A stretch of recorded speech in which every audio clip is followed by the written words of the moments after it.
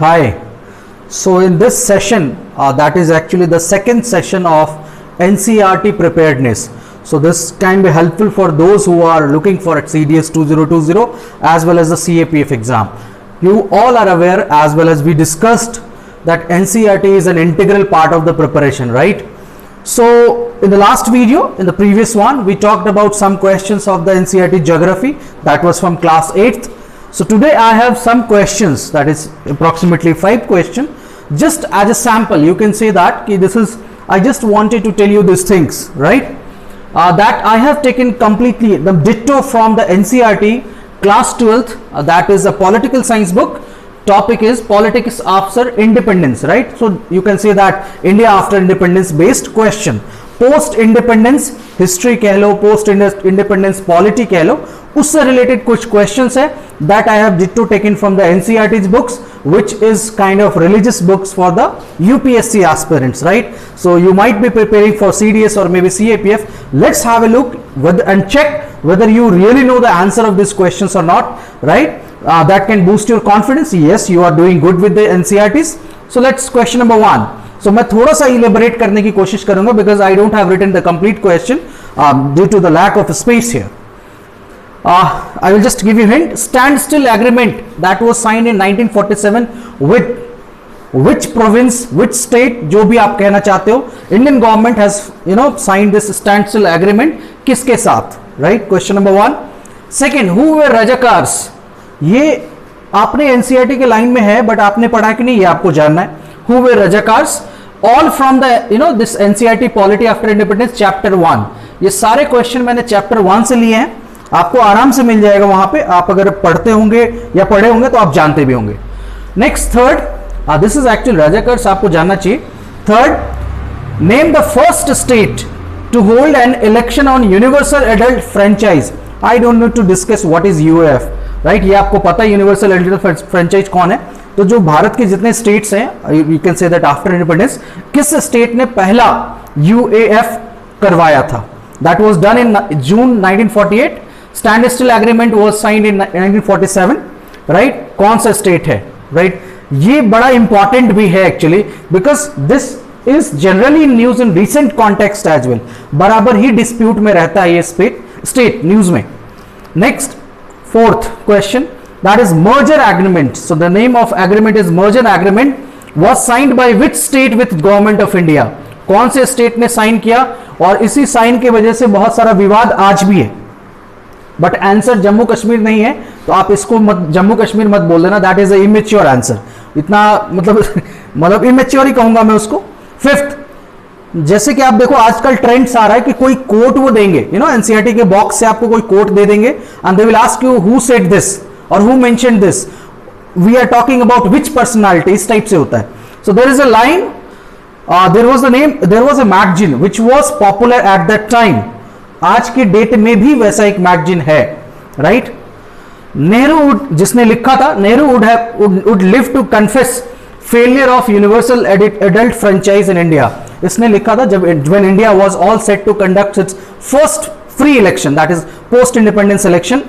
तो इस मैगजीन ने लिखा था कि ये नेहरू जी की बहुत बड़ी गलती होगी कि आप इतने सारे अराउंड करोड़ ऑफ लोगों का preparing the database as well as giving them कि हाँ ये वोट कर सकते हैं, नहीं कर सकता है, कैंपेन सेलेक्टिंग. उस टाइम तो जो एमएलएस के इलेक्शन और एमपी के इलेक्शन साथ ही हुए थे.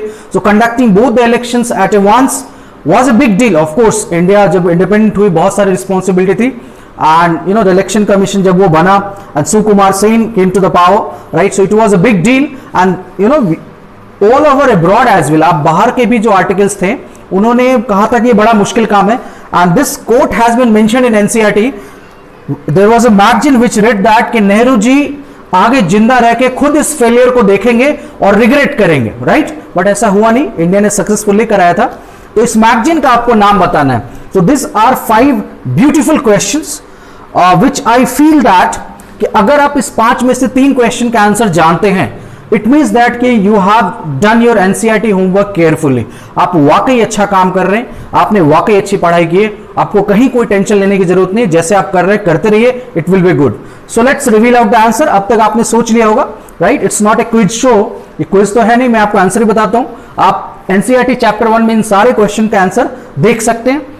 आई mentioned the book and the reference which I have taken. Standstill agreement with Nizams of Hyderabad, Nizams of Hyderabad. Second one is रजाकार।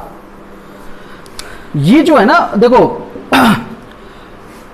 this was kind of, you can say that, paramilitary forces used by Nizam of Hyderabad, right, as a kind of, you can say, genocide, atrocities कह लो। इन्होंने निजाम के हैदराबाद की जो उन्होंने अपनी paramilitary बना रखी थी ना, उसको रजाकार कहते थे। And they used all the forces, Nizam used all the forces via this Razakars to suppress the voice against him, right. In post independence जब निजाम के अगेंस्ट आवाज उठी, and NCERT has mentioned that specially non Muslim crowd के against, ये उन्होंने लिखा है, मैंने नहीं लिखा, राइट, ये एनसीईआरटी में लिखा हुआ है, तभी मैं बोल रहा हूं कि Razakars were used by Nizam of Hyderabad to suppress the voice of anti Muslim who were against the Nizams.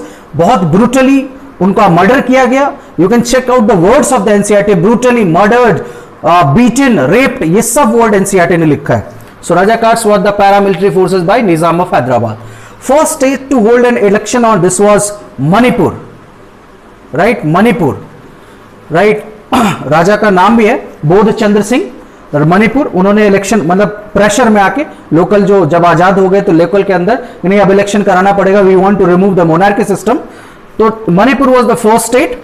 Now later on जो इलेक्ट हुए, जैसे आपने इलेक्शन कराया तो some ML local legislative assembly members were elected.